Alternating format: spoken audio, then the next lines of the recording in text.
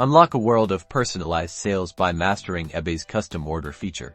Ever had a buyer ask for something unique, a specific color, size, or even a personalized touch?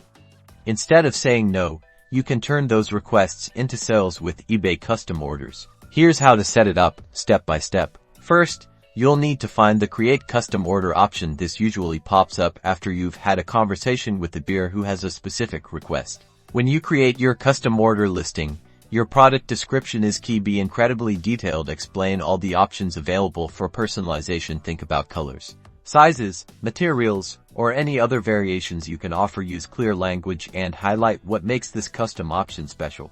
Next, setting the price. This is where you factor in the cost of materials, your time, and any added complexity for the custom request. Be transparent with your pricing, especially if different options have varying costs. You can also set your shipping costs accurately for the specific item.